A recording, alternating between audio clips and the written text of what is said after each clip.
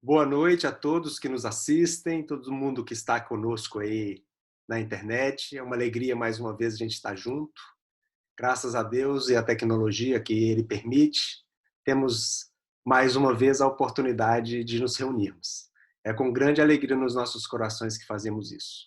E hoje uma noite muito especial para todos nós, já que contaremos com a companhia muito agradável de sempre com os seus ensinamentos para nós, o nosso querido Ellerson Santos.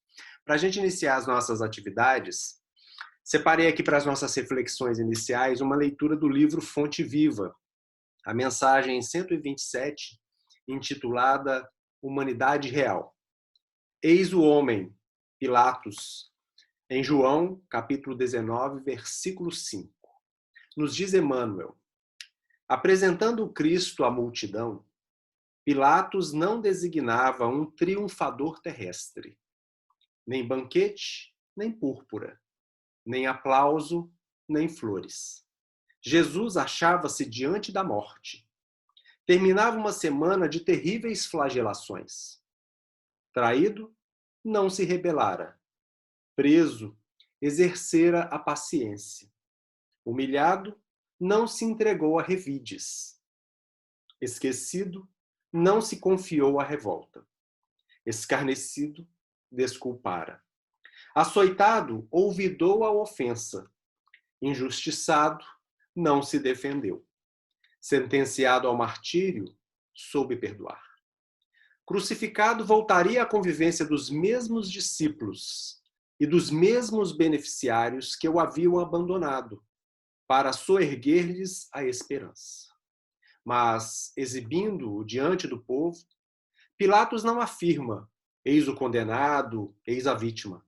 Diz simplesmente: eis o homem.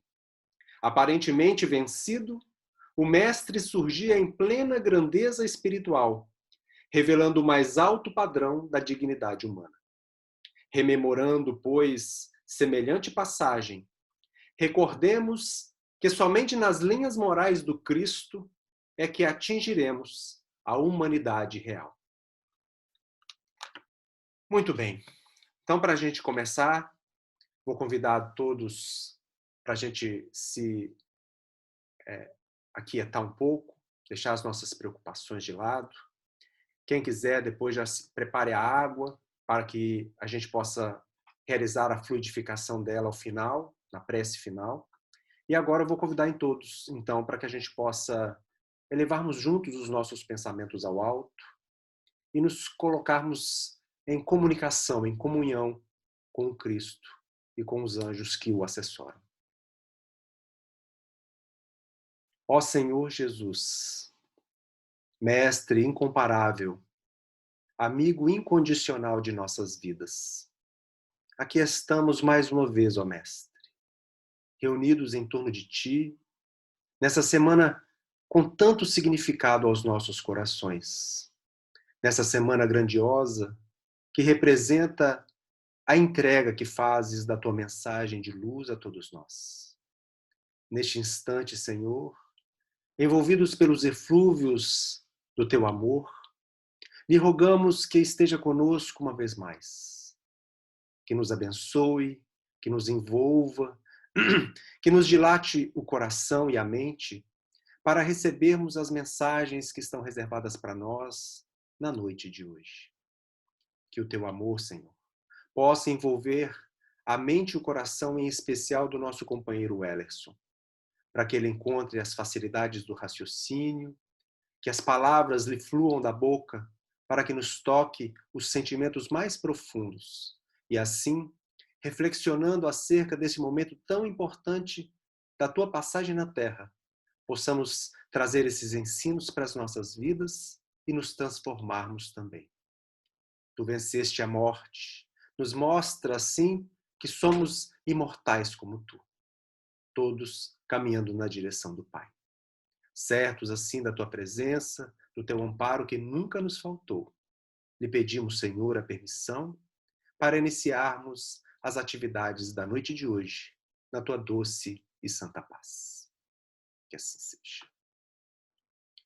Agora, então, sem mais delongas, Vamos já de antemão agradecendo o nosso companheiro Ellison, passar a palavra para ele, que vai nos falar então sobre esse tema, a Semana Santa e a Páscoa, sob a ótica da doutrina espírita.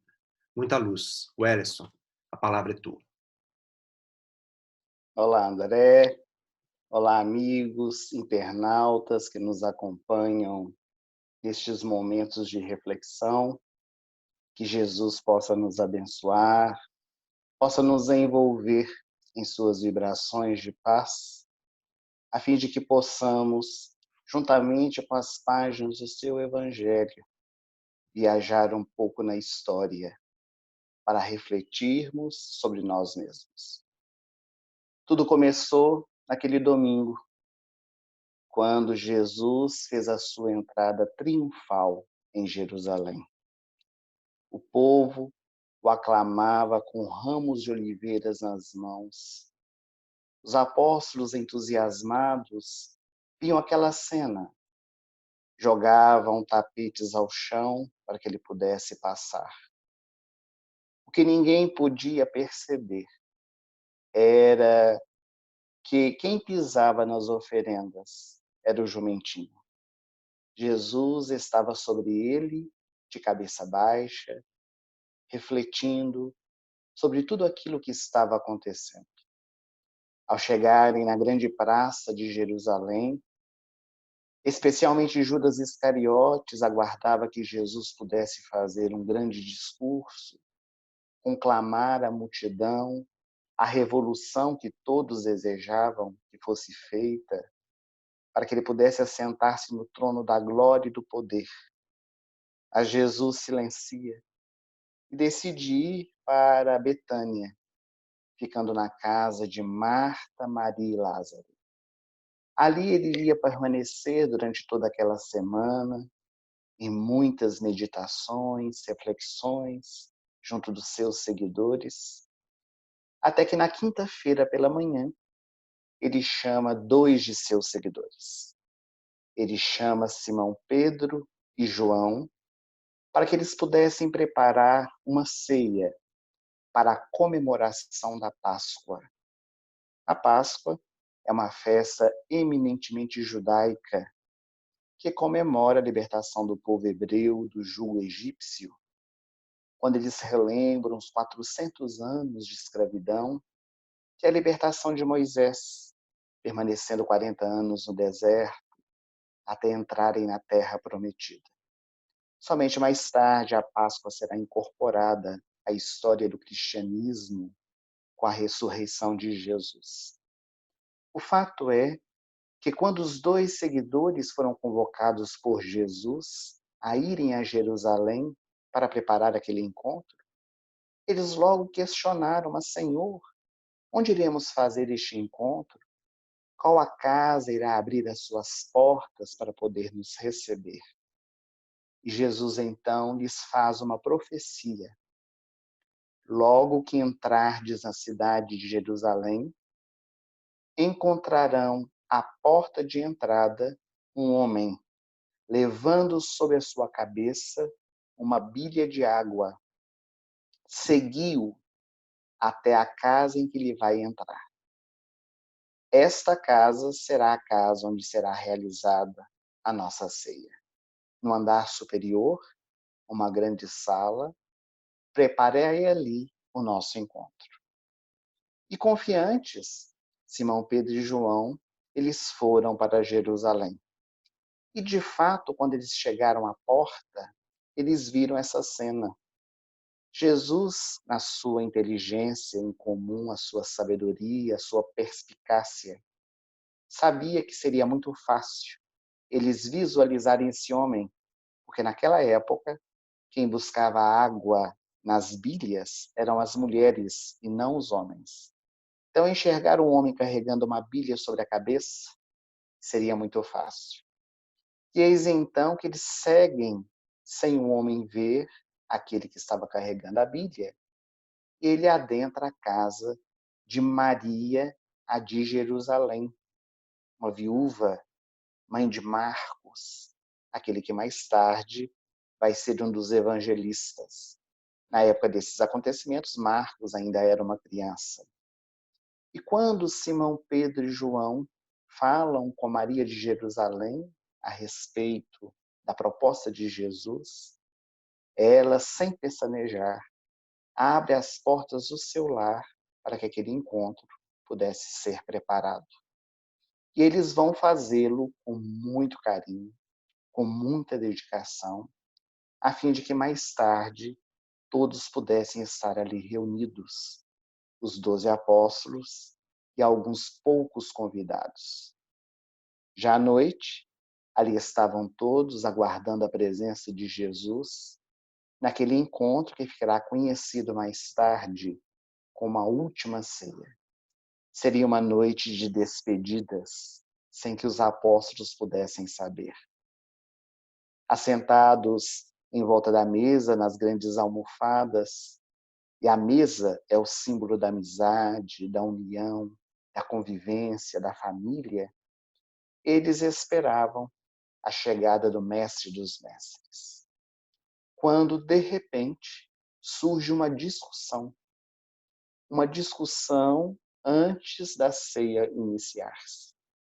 Os apóstolos questionavam entre si qual deles seria o maior no reino dos céus. E eles, entusiasmados, cada um defendiam a sua tese, quando, de repente, Jesus, ele sobe as escadarias que dá ao segundo andar da casa de Maria e se depara com aquela discussão.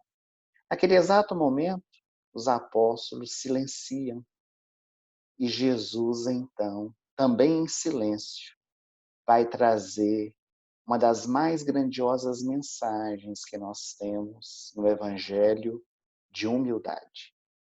Porque o Mestre, ele se dirige a uma pequena cômoda que havia ali, sobre ela um vasilhame, uma bacia com água e uma toalha, amarra na sua cintura a toalha e vai lavar os pés dos seus seguidores, um a um. Era a condição mais humilhante daquela época, porque somente os escravos lavavam os pés dos seus senhores. E Jesus vai perpassando cada um dos 12 apóstolos até que se aproxima de Simão Pedro, o apóstolo mais velho, que logo, logo diz: Senhor, mas tu não me lavarás os pés. Se eu não te lavar os pés, disse Jesus, não terás parte comigo. Então, Senhor, lava os meus pés, lava as minhas mãos, lava a minha cabeça, porque eu tenho parte contigo. E Jesus então termina de lavar os pés dos 12 seguidores e, levantando-se calmamente, ele diz: o maior dentre vós vai se tornar aquele que for o menor de todos. Compreendeis o que eu fiz? Vós me chamais mestre, e eu sou. Portanto, lavais os pés uns dos outros, como eu vos fiz. Aquele que quiser ser o maior, que seja o menor de todos. E é exatamente assim que Jesus inicia a ceia de Páscoa, trazendo naquela noite grandes ensinamentos, muitas lições para os nossos corações. É um encontro bordado de muitas mensagens que nos trazem direcionamentos para a nossa caminhada. Jesus assenta-se junto com os seus e começa a trazer diversas mensagens direcionadas aos seus apóstolos. E dentre tantos ensinamentos, Jesus nos fala a respeito das muitas moradas na casa do Pai. Jesus nos fala do envio de um outro Consolador que permaneceria conosco para a eternidade. Ele também faz uma profecia, dizendo que um deles, que estava ali presente, haveria de traí-lo. E naquele momento um rebuliço se faz em torno da mesa. Quem teria a audácia de trair Jesus? Simão Pedro, que estava sentado ao lado de João, o apóstolo amado de Jesus, mais jovem de todos, fala ao pé do ouvido do jovem filho de Zebedeu. Pergunte a Jesus quem haverá de traí-lo. E na sua inocência, na sua pureza, João pergunta: quem iria traí-lo? E Jesus então diz, em tom muito sereno: aquele que come o pão levantou comigo sobre o seu calcanhar. Em verdade eu vos digo que um de vós haverá de me trair, e será aquele que levar comigo a mão no cesto de pão. E quando Jesus leva a sua mão, os dedos de Judas Iscariotes toca na mão de Jesus. E assustado, eis então que Judas Iscariotes pergunta: porventura sou eu, Senhor, quem o trairei? E Jesus nos traz um dos maiores tratados de psicologia, muito antes dela ser estudada, porque ele diz ao seu seguidor: tu dizes, não eu. Como a dizer para ele: a escolha é sua. E molhando o pão no vinho, entrega para Judas Iscariotes. No Oriente Médio, é muito comum colocar-se uma tigela de molho sobre a mesa, seja o vinho ou molho mais picante. E nessa cultura judaica, compartilhar a mesa em uma refeição é sinal de profunda amizade. E quando o anfitrião molha o pão no vinho e entrega a um dos seus convidados, é a maior prova de amizade que um judeu pode dar. Então Jesus estava dizendo nas entrelinhas para Judas Iscariotes: eu sou o seu amigo. E ao entregar para ele o pão molhado no vinho, Jesus lhe diz: vai e faze depressa que estás desejando. Aqueles que encontravam a mesa não entenderam. Judas Iscariotes levantou-se, saiu daquele encontro, mas jamais poderiam imaginar o que estava acontecendo. Porque como Judas Iscariotes trazia a bolsa, era ele o tesoureiro, eles achavam que de repente ele tinha saído para comprar algo a pedido de Jesus. E a ceia, ela permanece, Jesus continua dando os seus ensinamentos, quando ele vai trazer outras mensagens muito profundas. Ele vai dizer que para onde ele iria, os apóstolos ainda não poderiam ir, mas que ele deixaria um mandamento novo para que todos pudessem seguir. Que vós ameis uns aos outros como eu vos amei. E Simão Pedro logo pergunta: Senhor, mas para onde tu irás? Por que não podemos segui-lo agora? Queremos ir contigo. Por que eu não posso seguir-te? Eu seria capaz de dar a minha vida por ti. E naquele instante, Jesus então olha para Simão Pedro e lhe diz: em verdade te digo, Simão Pedro, que ainda hoje, antes que o galo cante, tu me negarás por 3 vezes.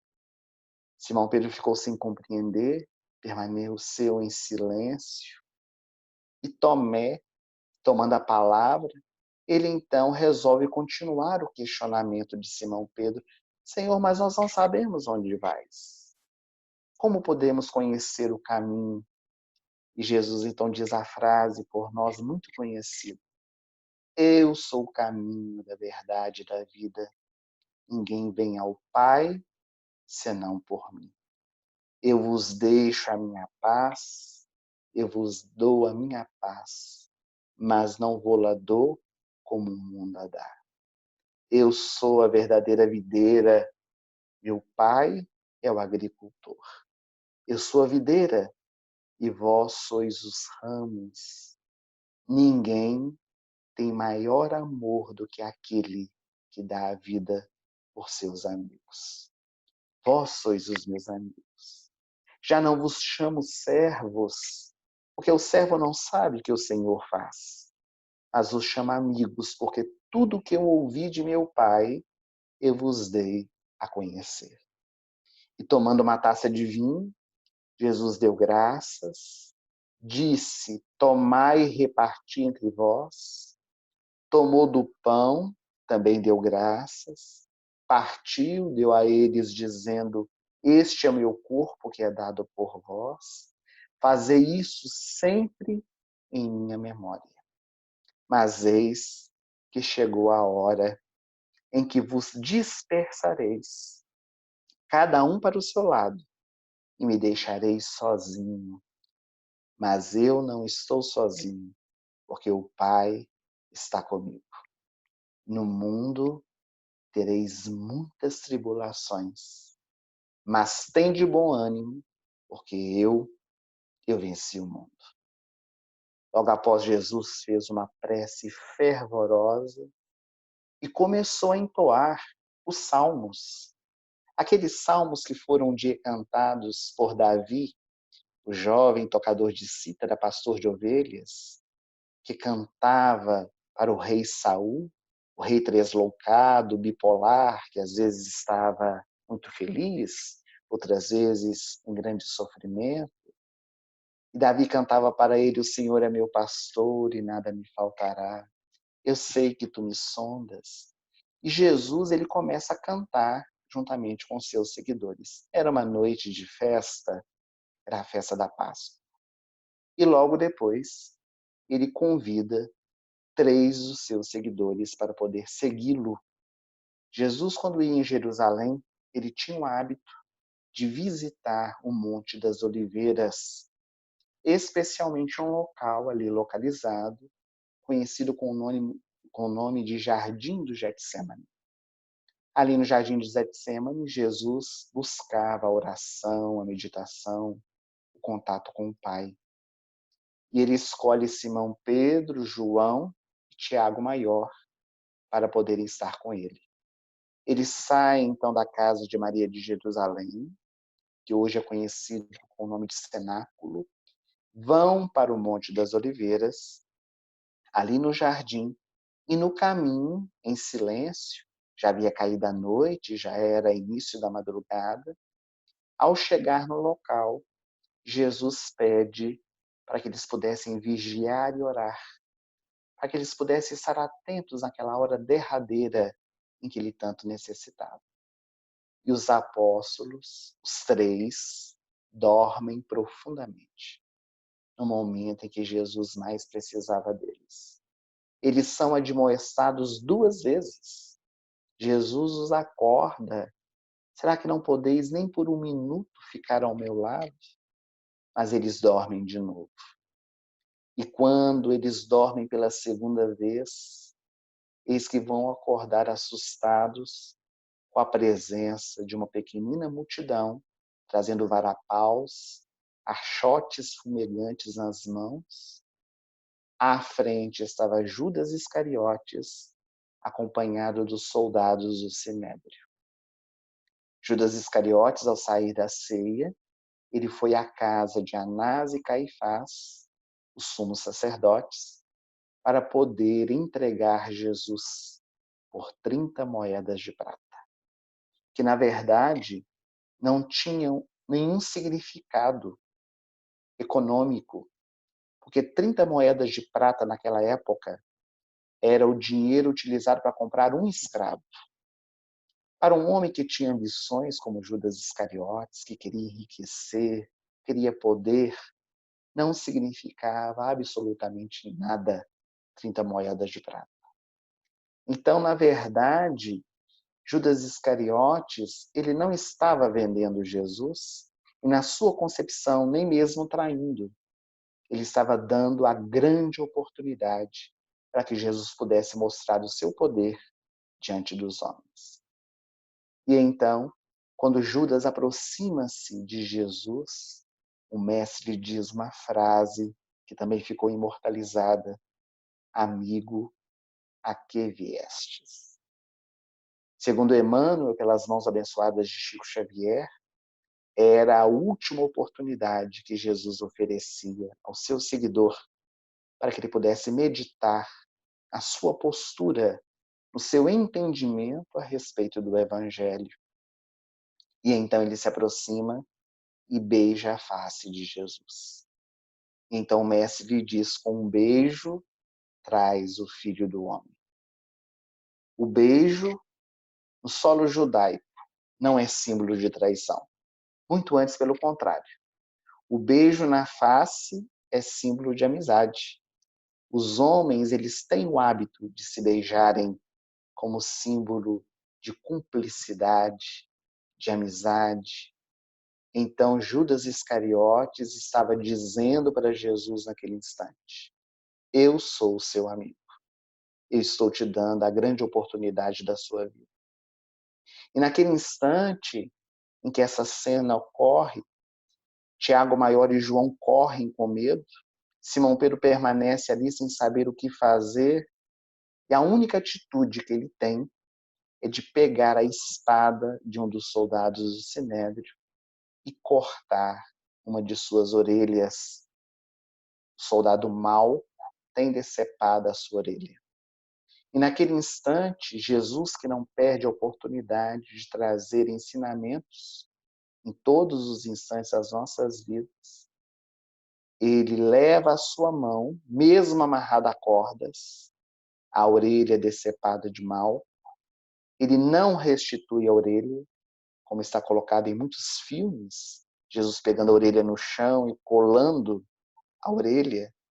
Jesus estanca o sangue que escorria da orelha decepada de mal e olha para Simão Pedro e lhe diz: quem pela espada fere, pela espada será ferido. E Jesus é levado então para a casa de Caifás, onde uma parte do sinédrio estava reunida na calada daquela noite. O sinédrio era composto por diversos sacerdotes, mas naquele dia foram convidados apenas aqueles que eram de interesse de Caifás e Anás para o julgamento.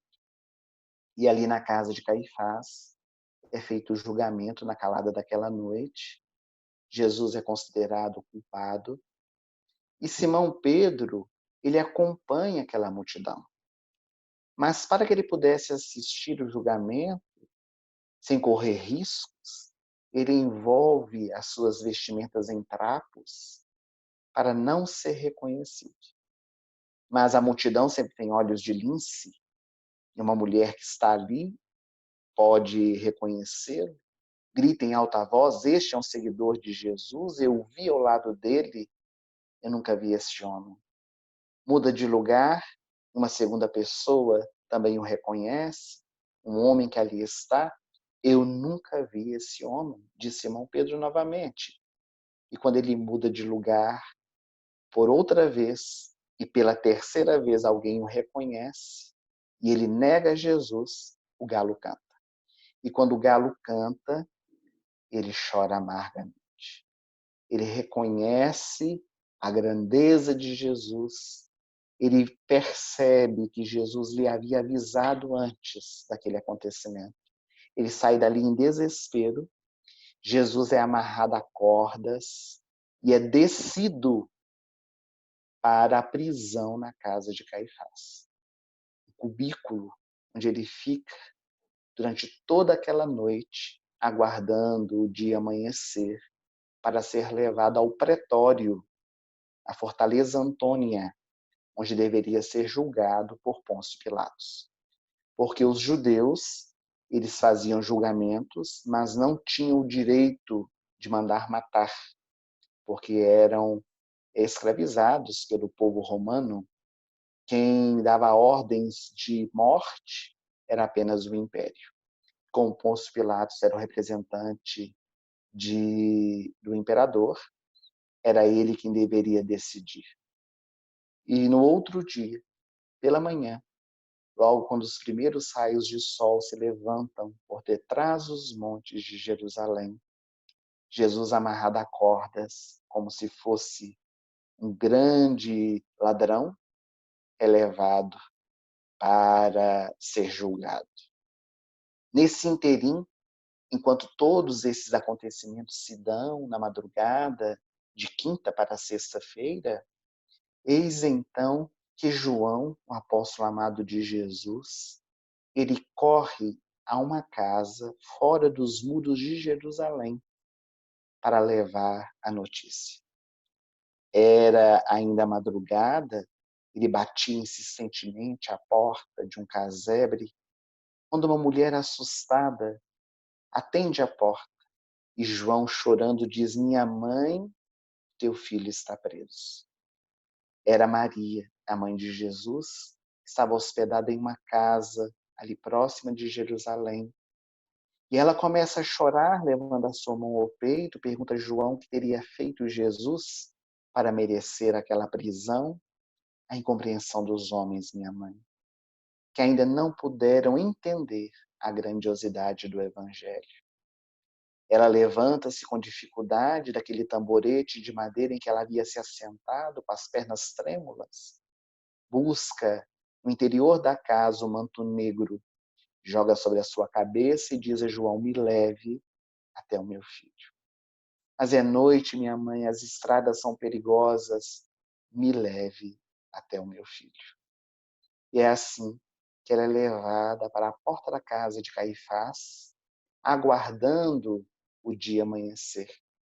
E ela vê, naquele dia que amanhece, o seu filho envolto agora pelos soldados romanos que vão buscá-lo na casa de Caifás. E eles levam Jesus até Pilatos. Este encontro se dá numa grande praça, na Fortaleza Antônia.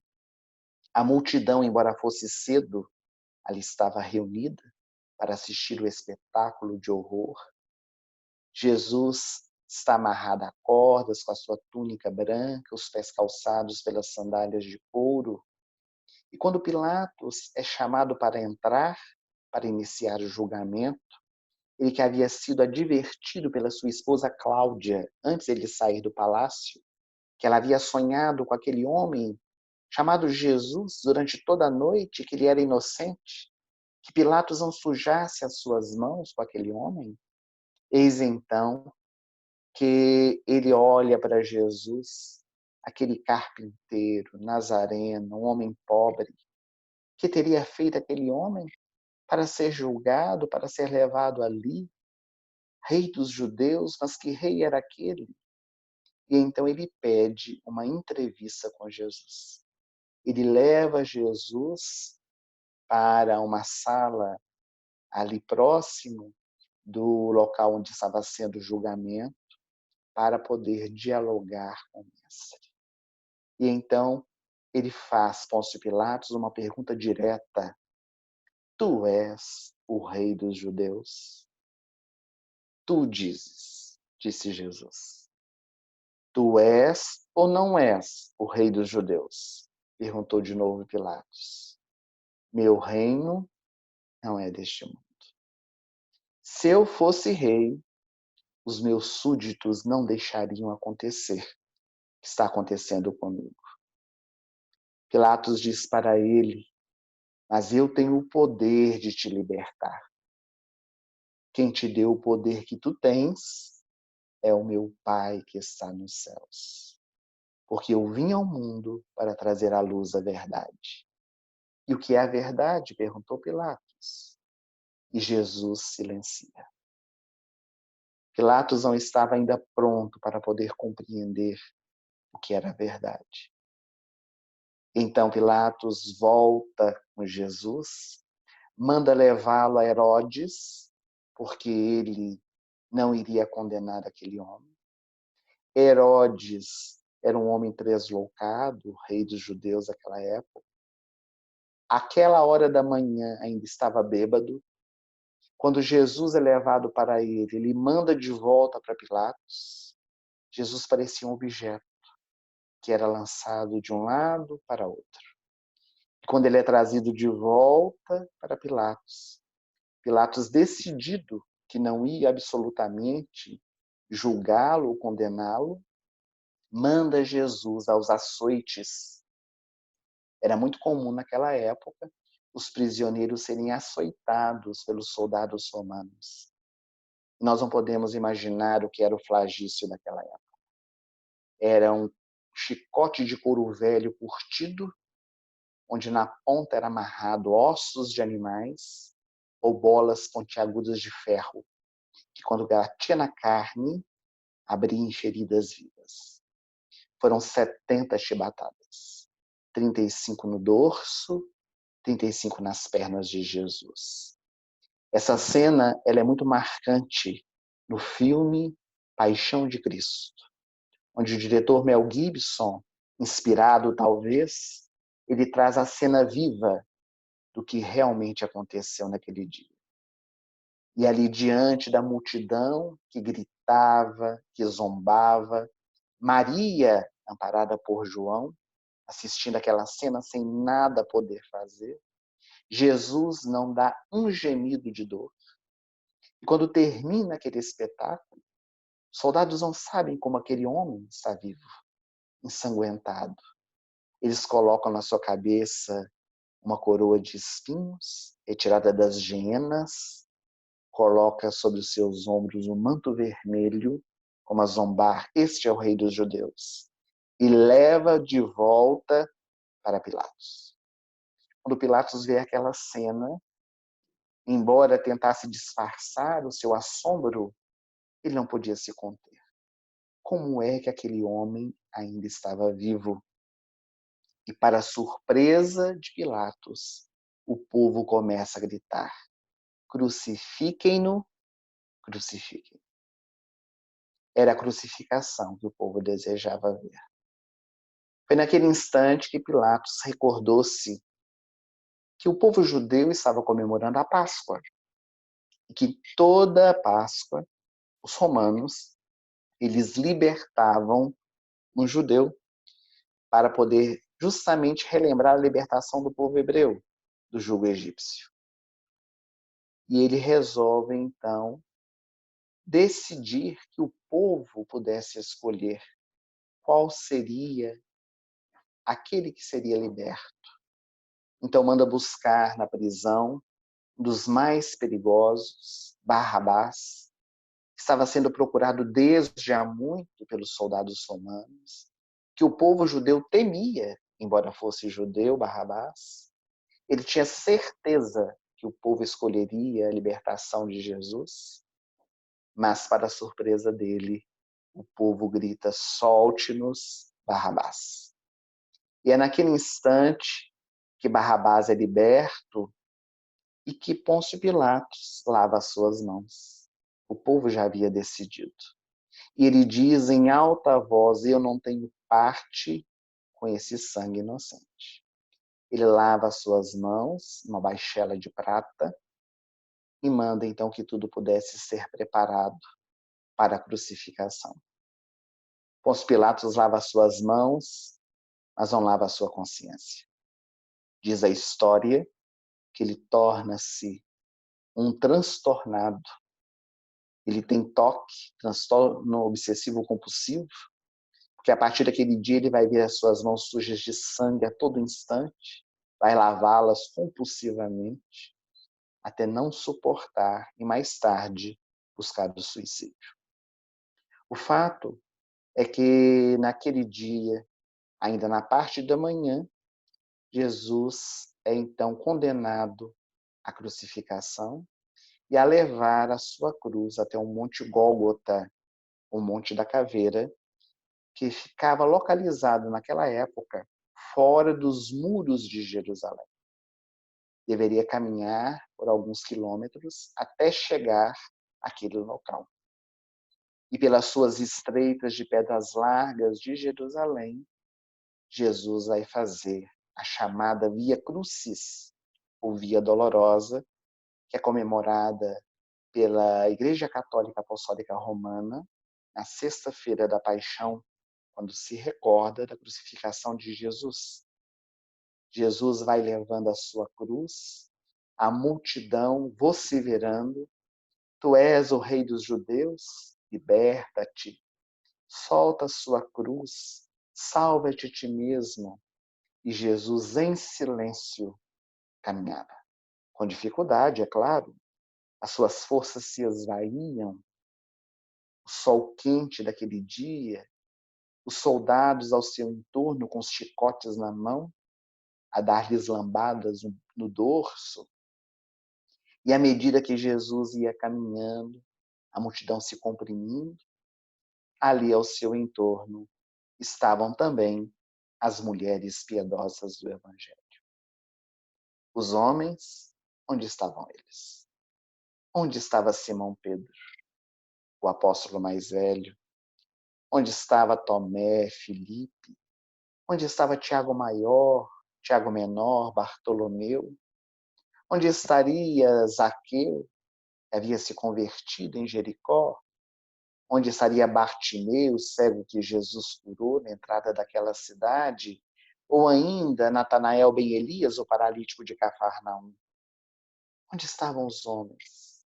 Somente João, o apóstolo amado, que trazia nos seus braços Maria com o coração despedaçado, Madalena, Maria e Marta, as irmãs de Lázaro, também Salomé, Joana de Cusa, todas elas ao entorno de Jesus chorando, sem nada poderem fazer. E Jesus cai pela primeira vez naquela estrada, cai ao chão com o peso da cruz em torno de 70 quilos, carregada por ele nos seus ombros. E quando ele cai ao chão, Maria tem ímpetos de poder levantá-lo. Era a mãe que desejava auxiliar o seu filho. E ela então, chorando com desejo de ajudá-lo, é segurada pelos soldados, ninguém poderia se aproximar. E ele, com dificuldade, se ergue do chão. E vendo a sua mãe, as mulheres chorando, ele ainda tem forças para dizer: mulheres, não chorais por mim. Chorais antes por vós. Porque se fazem isso ao ramo verde, o que não farão ao ramo seco. Em outras palavras, ele queria dizer: se fazem isso a mim, que não tem pecado, que não farão a vocês, cheios de imperfeições. Ele vai continuar seguindo aquela estrada, aquelas ruas de Jerusalém, quando, mais à frente, ele cai pela segunda vez. E ao cair pela segunda vez, os soldados percebem, eles já tinham experiência, que Jesus não ia suportar chegar até o Monte Gólgota carregando a cruz. Então eles decidem escolher um homem para poder ajudá-lo, a multidão de desocupados que estavam à volta, e as mãos de um soldado seguram o ombro de um homem que é jogado aos pés de Jesus para que ele pudesse ajudar Jesus a carregar a sua cruz. Tratava-se de Simão, o Cirineu. Era um homem que vinha de terras muito distantes, a Cirineia, que estava em Jerusalém para poder ajudar a sua filhinha, a filhinha que estava doente, com uma febre intermitente, que as ervas da sua cidade não lograram curar, e ele veio a Jerusalém para poder comprar. E vendo aquela multidão, aquele alvoroço, ele quis saber do que se tratava. Curiosidade humana. E quando ele estava ali assistindo aquela Via Crucis, ele então é escolhido para que pudesse ajudar Jesus.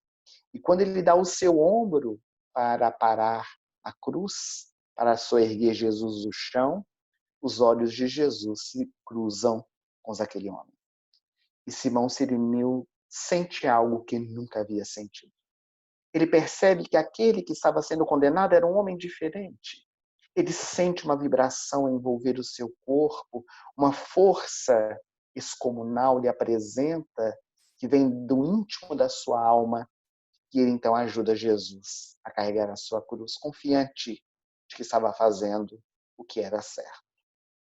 E muito embora o auxílio de Simão Cirineu, que ajuda Jesus a carregar a sua cruz, não carrega para ele, Jesus não tinha cruz para carregar, mas mesmo ele tem alguém para poder auxiliá-lo.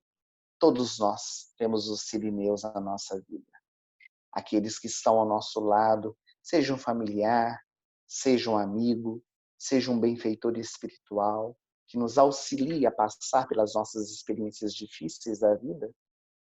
Mas mesmo tendo Simão Sirineu para ajudá-lo, eles não conseguem continuar caminhando com o peso da cruz e caem pela terceira vez.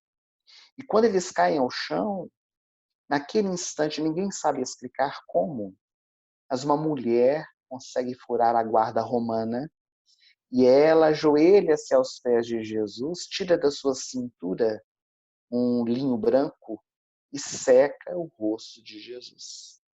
E ao secar o rosto de Jesus, com aquele pano, ela assusta-se, porque ali está cravejada a face do Mestre. E Verônica, ela levanta-se, distende o pano para a multidão e ela canta: ó vós homens que transitam pelo caminho, atende, atende, atende a dor do nosso Mestre, que a sua dor também seja a nossa dor. Este canto de Verônica também é muito relembrado nas procissões do enterro, na Semana Santa, quando ela distende para os fiéis católicos a face do Mestre, para que todos possam se recordar desse momento grandioso do Evangelho. Segundo o Espírito Amélia Rodrigues, pela mediunidade de Valdo Franco, Verônica é a mulher hemorroíça, aquela que um dia Jesus a curou, quando ela tocou nas suas vestes e Jesus estanque o sangue dela escorria. Se um dia ele havia secado o sangue que dela emanava, agora era a vez dela secar o sangue dele em forma de gratidão. E depois de cantar como se todos estivessem paralisados, escutando a sua voz, ela é retirada e Jesus só ergue novamente, acompanhado de Simão Sirineu, para irem ao Monte Gólgota. Também nos diz o Espírito Irmão X, pela mediunidade de Chico Xavier, que nessa caminhada que Jesus fazia, com todos esses acontecimentos, em determinado instante, Jesus ele começa a conjecturar, a pensar: por que, Pai, a cruz? Por que essa experiência pela qual eu estou passando? E naquele instante em que ele medita, nessa dúvida que traz dentro do seu coração, ele começa a observar a multidão que está à sua volta. Aquelas pessoas que estão ali reunidas, gargalhando, zombando dele. E ele veio no meio da multidão um cambista muito conhecido em Jerusalém, chamado Joabe. E ele percebe que aquele cambista, que era muito amigo de Anás, o sumo sacerdote, ele trazia uma profunda dor dentro do seu coração. Ele estava atado ao lenho da usura, tinha sede do lucro, e por mais que negociasse, não conseguia enriquecer. E trazia sobre os seus ombros uma pesada cruz. Ele pôde observar entre aqueles homens que ali estavam, Apolônio, que era um soldado da corte, que trazia sobre os seus ombros a cruz da luxúria. Ele percebeu que Caleb, o incensador, trazia dentro do seu coração um grande peso de homicídios que havia realizado, ocultos, que ninguém sabia, mas a culpa que corroía-lhe a alma. Ele viu Nicodemos no meio da multidão, o doutor da lei, que trazia sobre os seus ombros o madeiro da vaidade, que mesmo tendo dialogado com Jesus, tendo descoberto que é necessário nascer de novo para entrar no reino dos céus, não havia compreendido ou desejado compreender a grande libertação do nosso ser por meio da reencarnação. Ele viu as mulheres, Maria de Cleófas, que trazia a cruz da maternidade dolorosa, Maria de Magdala, que embora convertida, ainda trazia no seu coração a cruz da tristeza. Joana de Cusa, que trazia a cruz o madeiro infeliz, o casamento desditoso. E ele então percebe que a sua cruz era muito leve, que a sua cruz era quase nada diante das experiências pelas quais aquelas pessoas estavam passando, algumas delas pelos tormentos voluntários da vida. E é isso que dá força para que Jesus pudesse prosseguir. Até que ele chega então ao Monte Gólgota, ali ele é despido diante da multidão, somente as partes pudentes de Jesus ficam tapadas por um pano branco. Ele então é deitado ao chão, sobre a cruz de madeira, seus braços são esticados, as suas pernas, e eis então que um soldado vai pregá-lo na cruz. Ferros enferrujados de 28 centímetros, que vão cravejar as suas carnes. E à medida que aquelas marteladas rítmias são feitas, Maria, a mãe que tudo assistia, desejosa de poder ajudar sem nada poder fazer, ela recorda-se de há 33 anos antes daquele acontecimento. Quando, no 8º dia de nascimento de Jesus, ela foi naquela mesma cidade, em Jerusalém, para fazer um ritual judaico, a circuncisão, que é o ritual onde corta-se o prepúcio do pênis da criança, é a entrada do varão para a sociedade judaica, o que ocorre ainda nos dias de hoje. E naquele instante em que ela chega para o ritual e entrega nos braços de Simeão, o sacerdote, para fazer a circuncisão, ele possuía nas suas costas uma ferida que nenhum médico havia logrado curar. A ferida cicatriza-se no exato momento em que ele pega Jesus no colo, e depois do ritual, quando ele vai entregar o filho para a mãe, ele diz para ela: este menino te trará muitas alegrias, mas uma espada trespassará o seu coração de mãe. Ela não sabia compreender naqueles dias o que o sacerdote queria lhe dizer, mas agora ela compreendia. Porque cada martelada era como se uma espada trespassasse o seu coração de mãe. E quando as forquilhas levantam aquela cruz, aquela madeira escalavrada que derreia no chão, e as ferpas da madeira cravam nas costas de Jesus, a multidão em volta gargalhando, mais próximo os parentes, entre eles Maria e João, que já era parente de Jesus, os mais amados. Eis que os momentos cruciais se fazem, os momentos de despedida. Ali aos pés da cruz, Maria chora, amparada por João. Ela vê o seu filho pedindo água e eles oferecem aloés e fel, uma substância vinagrosa que é trazida à boca de Jesus, uma estopa. Ela escuta o diálogo de Jesus com Dimas e Gesmas, os dois ladrões, e não suportando aquela experiência, Maria olha para Jesus e lhe diz: carne da minha carne, coração do meu coração, até quando durará o seu sofrimento?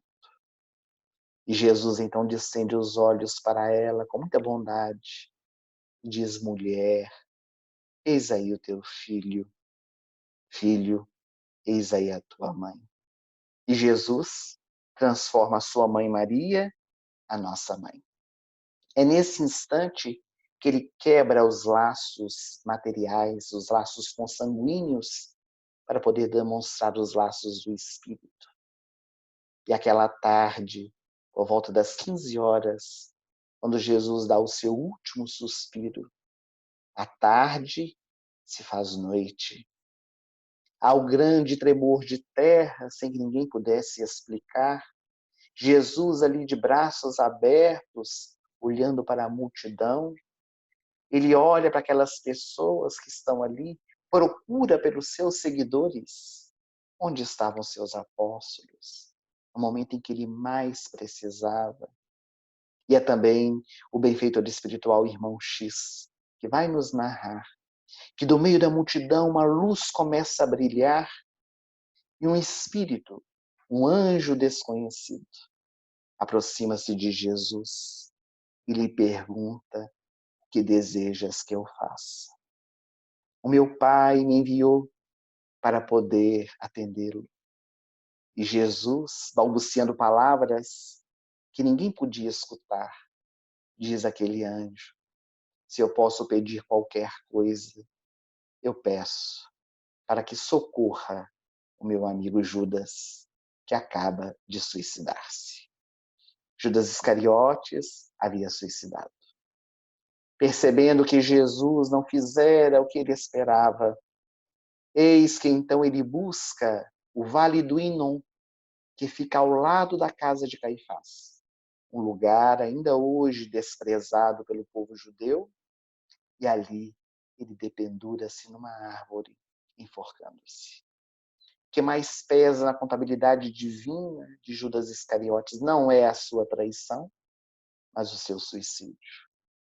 Mas a misericórdia divina se apresenta por todos nós. E um rastro de luz é deixado por aquele anjo que vai ao socorro de Judas, não para tirá-lo dali, do seu sofrimento, mas para poder minorar as suas dores, para que pudesse meditar sobre a sua vida.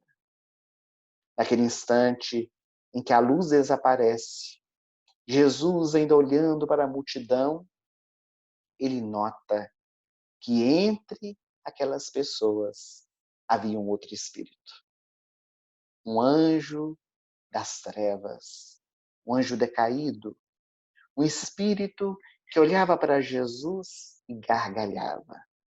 E dizia a ele: tu queres realmente ser lembrado? Tu queres que o povo jamais te esqueça? Então amaldiçoa os teus amigos ingratos, e eu te darei o reino do mundo. Proclama a fraqueza dos seus irmãos de ideal, a fim de que a justiça ela possa reconhecer a tua grandeza angélica. Desce da cruz, salva-te a ti mesmo. Jesus olhava para aquele ser ignorante, envolvido no mal. As lágrimas correm pela face do Mestre, e enquanto ele pensava nos seus apóstolos, Simão Pedro que o negara na sua fragilidade, Judas Iscariotes que o entregara na sua ilusão e que agora havia suicidado, ele então diz: perdoa-lhes, Senhor, porque eles não sabem o que fazem. E então, ali de braços abertos, ele diz a última frase da sua vida aqui na Terra, Tetelestai, que quer dizer, está consumado. A cabeça pende no seu último suspiro, e eis que a multidão, gargalhando, enquanto Maria e as mulheres choravam, veem a despedida de Jesus à terra. Longinos, o chefe dos pretorianos, toma da lança craveja entre a terceira e quarta vértebra de Jesus, para ver se ele estava vivo, mas já estava morto. E conforme a tradição romana, quando um crucificado tinha a mãe viva, era ela quem recebia o filho morto. Então eles descendem Jesus da cruz e colocam nos braços de Maria. E essa cena dolorosa, porque não há maior dor do que uma mãe ou um pai sepultar o próprio filho, conforme diz Chico Xavier, ela tornou-se tão marcante que Michelangelo, mais tarde, vai esculpir a Pietà, que é a lembrança de Jesus nos braços da sua mãe, que hoje se encontra no Vaticano para visitação.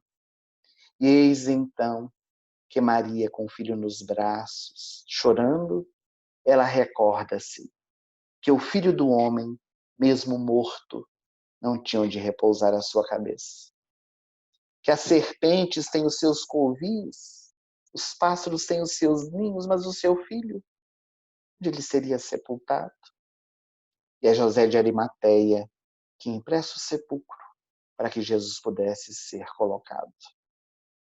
Eis então que aquela tarde que se fez noite cai como uma noite escura sobre Jerusalém. Um estranho silêncio. Há uma música do Tim e Vanessa falando a respeito deste momento em que eles dizem que até o vento parou para chorar. Um silêncio na cidade, uma estranha saudade. Os apóstolos estavam reunidos no cenáculo na casa de Maria, de Jerusalém, com medo do que poderia acontecer. Maria se dirige também para lá, até que no terceiro dia, Madalena, Joana de Cusa e Salomé, mulheres amorosas, audaciosas, corajosas, elas decidem ir ao sepulcro para poder lavar o corpo de Jesus, como era a tradição judaica, de lavar com ungüentos o corpo, para que a pedra então pudesse se fechar e não mais se abrir até a consumação do corpo. E eis então que quando elas chegam no local, a pedra já está aberta e o corpo de Jesus não está ali. Uma voz pode ser escutada: aquele a quem procuram, aí não se encontra.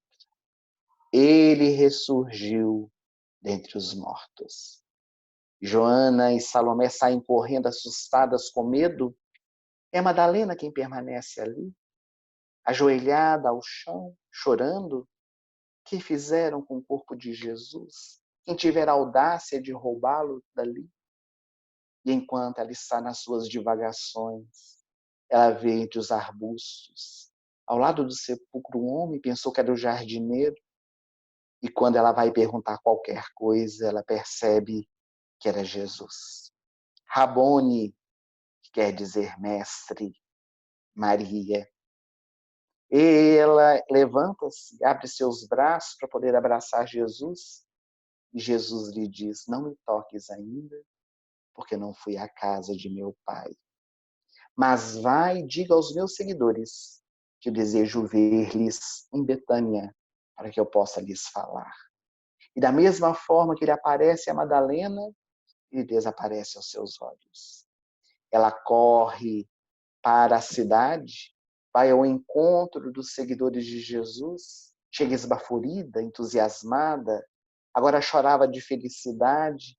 Ela diz: eu vi, ele apareceu a mim.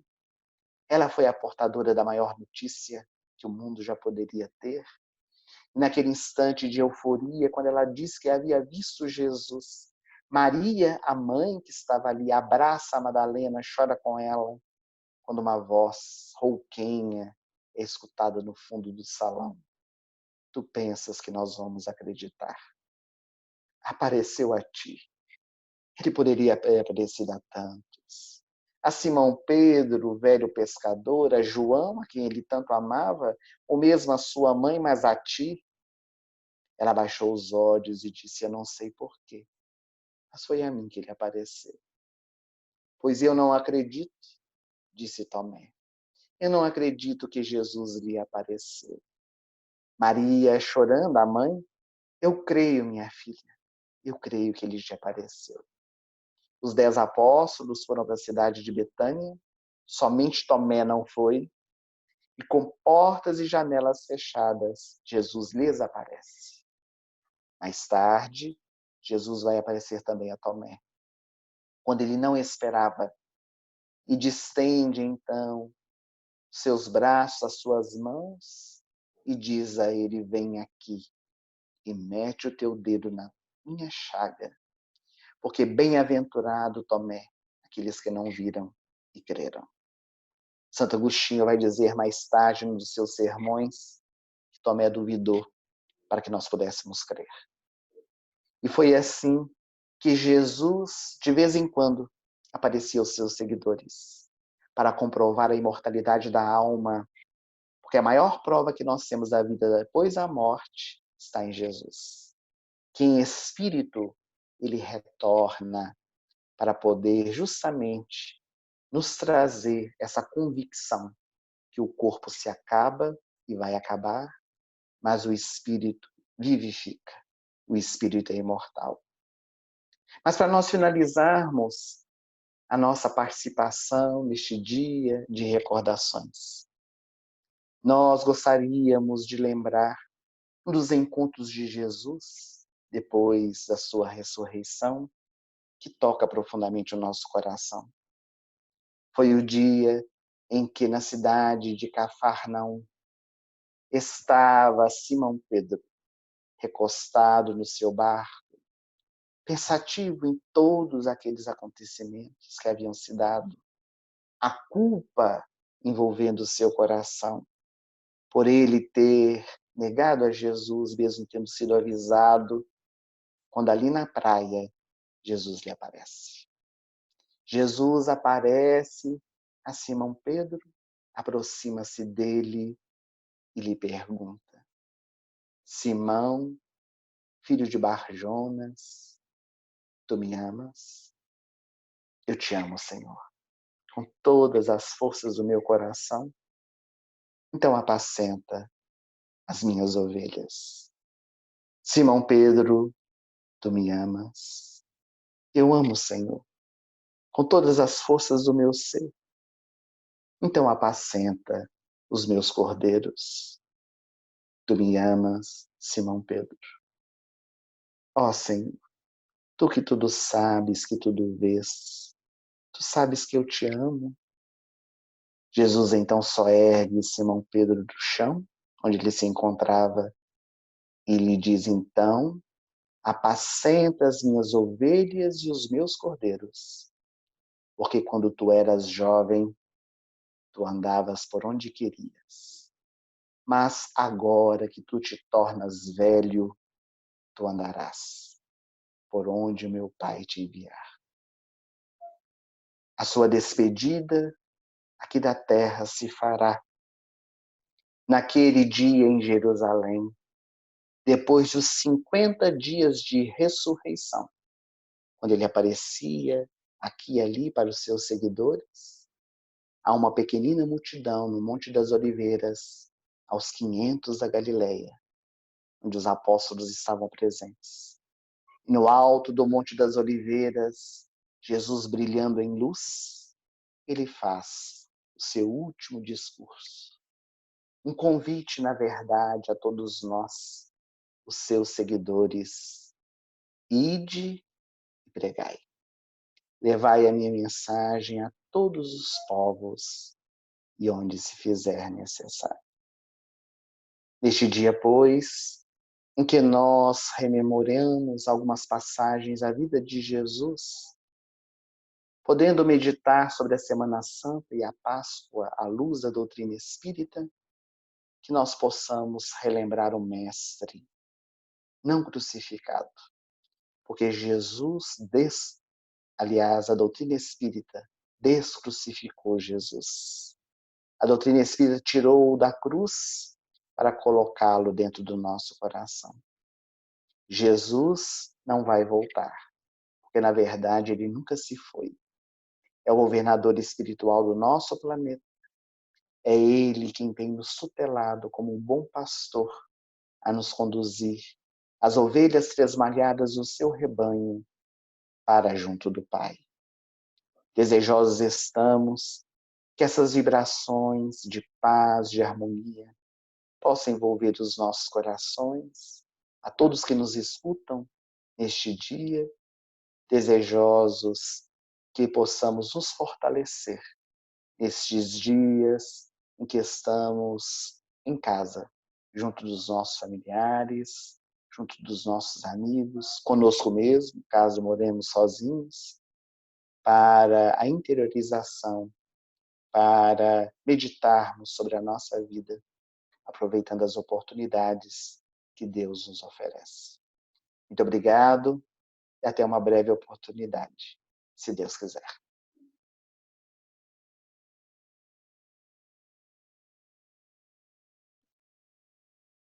Nós agradecemos então ao Welleson pelas belas palavras e vamos então aproveitar o ensejo dos sentimentos mais nobres que nos envolvem os corações e juntos, mais uma vez, elevarmos os nossos pensamentos ao alto, agradecendo a Deus por todas as oportunidades que Ele tem nos dado.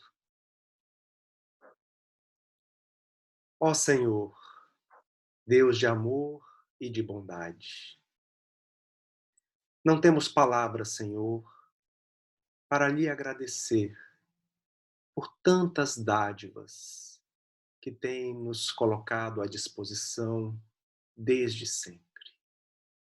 Mas te agradecemos, em especial, pelo dom da vida e pela oportunidade encarnatória que agora temos. Que aproveitemos, Senhor, sob as luzes da doutrina espírita e do Evangelho amoroso do Cristo, essa oportunidade grandiosa para nos fazermos melhores e nos aproximarmos de Ti, apesar das imperfeições que ainda nos caracterizam. Ajuda-nos, pois, ó Pai amoroso, a nos conduzirmos de maneira diversa da que hoje fazemos, que consigamos amar acima de tudo, amando ao nosso irmão da mesma maneira que nos amamos, para que assim, Senhor, possamos amá-lo também. Neste instante, rogamos a tua bondade que despeje sobre as águas que estão dispostas os teus fluidos amorosos e salutares, para que esse veículo da vida possa se locupletar do teu amor e dos teus eflúvios, para que possa se transformar em medicamento não só para os nossos corpos doentes, mas para as nossas mentes, para os nossos espíritos cansados. Que a tua paz, Senhor, o teu amor, esteja sempre em nossos corações e que possamos levar os exemplos do Cristo para as nossas vidas, para que assim possamos, talvez nós também dizer igual a Paulo, já não somos nós que vivemos, mas o Cristo que vive em nós. Obrigado por tudo que tem nos ofertado. Obrigado por essa palestra maravilhosa. Tu envolva, Senhor, o nosso companheiro Ellerson, lhe enchendo de saúde e de força, para continuar bradando aos quatro cantos o Evangelho de luz e de amor do Cristo, em teu nome. Venha ter conosco, não só hoje, mas em todos os dias de nossas vidas. Que assim seja.